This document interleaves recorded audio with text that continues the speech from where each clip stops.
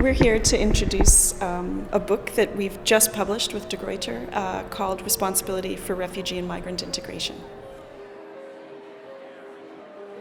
One of the things that we have been very interested in over the past few years has been the global challenge of migration, what it means in the past, what it means now, and where we're going as societies. Migration is never going to stop. It's something that's been happening forever with people, and it's going to keep going. So either we figure out a little bit more about it now, or we just keep it as one of these wicked problems that we never ever quite sink our teeth into. It affects every country, it affects every race, every religion, every society. I think we would be remiss and irresponsible if we didn't engage with projects like this or a topic like this. So we thought that it is also our responsibility to do something with this big topic. And our responsibility and also opportunity from the Global Young Academy perspective to bring together all these different viewpoints. And we have this wish that we live together peacefully. And this is important to reflect on.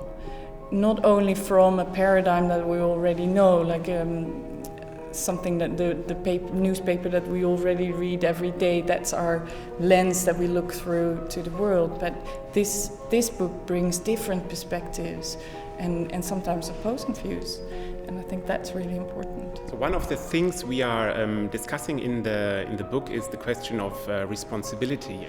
And the question there is, who should actually be doing what in order to realize an integrated society? While generally integrating a society seems to be a task where also institutions, policies, politicians and so on have to play an important role, integration ultimately depends on the countless everyday interactions of normal, ordinary citizens to a high degree, and that is why the focus on individual responsibility is so important to us, even though as an individual you might often feel powerless and insufficient in realizing a large-scale goal like an integrated society.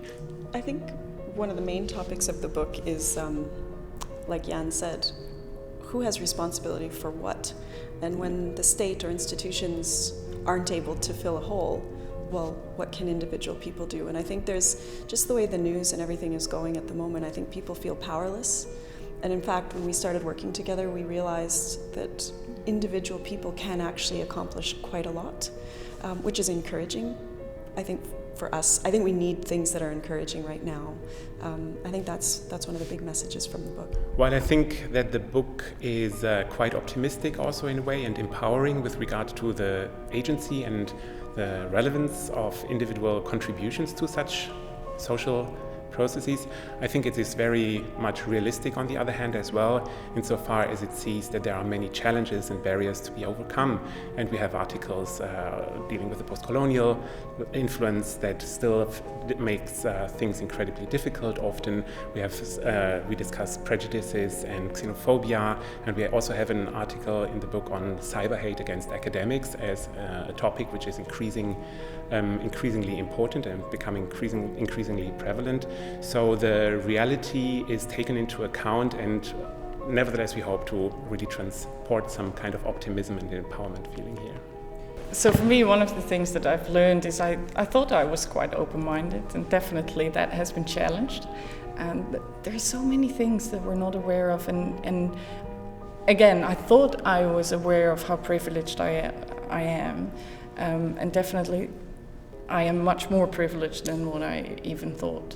So learning about other perspectives has really changed the way I look at doing research, but also really my daily life. I think everybody should really reflect upon his or her role in society, and also about the responsibilities one has, and the limited impact one can have as an individual is something that is ultimately decisive, particularly when you join forces with others, you coordinate a little bit. And I think it's very important to uphold that spirit of responsibility and the awareness for the impact of individual actions. So what you say, also in a private setting, what you say to one person can make a very big difference. And this is something, what I consider to be one of the core messages of the book, and this is a message everybody should hear. One thing that I learned, which was fascinating, it exercised my brain a lot because it exposed me to different ways of thinking about the migration from a psychological perspective, from a philosophical, and from a legal perspective. And as a historian, I thought it was really refreshing to read and to learn about how others thought about this topic. And it's definitely changed me and my approach to it. So I'm really grateful for the project and more curious, I think.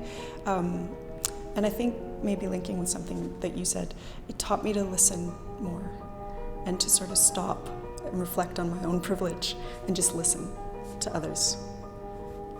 That makes a better researcher, I think, too.